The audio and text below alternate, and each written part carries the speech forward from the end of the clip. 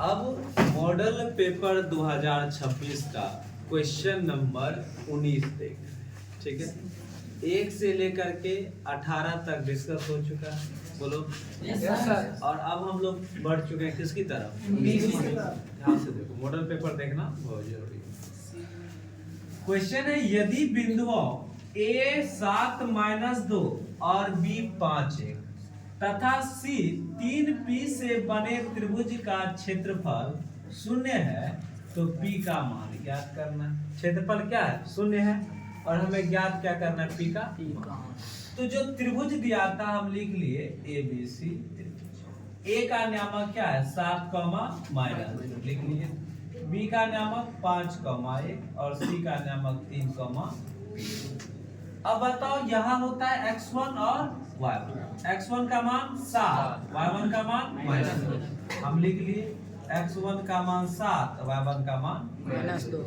ये होता है x2 और y2। हम लिख लिए x2 का मान 5, y2 का मान 8। कोई दिक्कत? और ये होता है हमारा x3 y3। x3 का मान 3 या y3 का मान 3। कोई problem? x1 y1, x2 y2, x3 y। Clear है? Clear Gopal? Yes sir. Very good. अब प्रश्न कह रहा है इस त्रिभुज का क्षेत्रफल क्या दिया है? 0। तो हम लिख लिए त्रिभुज का क्षेत्रफल प्रश्न के अनुसार क्या है? 0। और फिर हमने क्या किया? त्रिभुज के क्षेत्रफल का फॉर्मूला लगा लिया। हम जानते हैं कि त्रिभुज के क्षेत्रफल में नियामक ज्यामिति का फॉर्मूला होता है 1/2 into x1 into y2 minus y3 plus x2 into y3 minus y1 plus x3 into y1 minus y2 equal, और वैल्यू क्या दिया है? 0।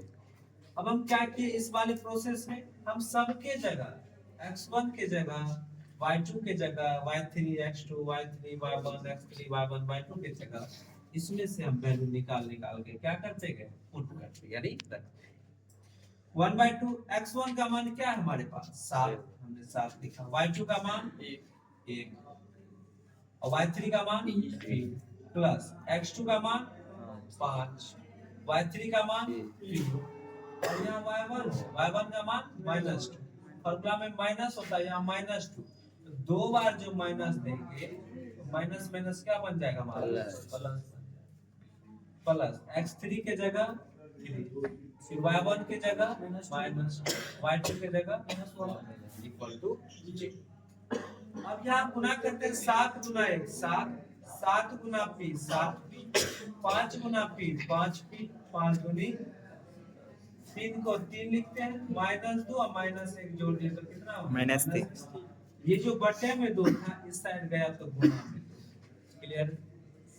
अब हम 7 को 7 लिखते हैं, 7p को 7p, 5p को 5p, 10 को 10 प्लस माइनस माइनस या 2 0 गुना 2 क्या होता है? 0। क्लियर है इसी बात? अब अगले प्रोसेस में क्या कर रहे हैं? p वाले को एक जगह और बाद बाकी जो संख्या उसको एक जगह। -7p प्लस 5p को एक जगह, जो बच गया 7 10 -9 को हमने अलग किया। -7p में जब 5p जाएगा प्लस का तो क्या बचेगा? -9p। 10 7 17, 17 में से 9 चला गया तो कितना प्राप्त होगा? बराबर का 0। -2p प्लस 8 इधर आया तो क्या बन गया? -8। p बराबर -8, ये गुना में था -2, कहाँ चले जाएगा? भागा में। माइनस माइनस कट जाएगा और 2 चौका कितनी हो जाएगी? 8। तो p का वैल्यू कितना निकल गया? 4। यही हमसे क्वेश्चन कह रहा था कि p का मान ज्ञात कीजिए। हमने p का मान क्या कर लिया? ज्ञात। कहीं कोई दिक्कत है? नमस्कार।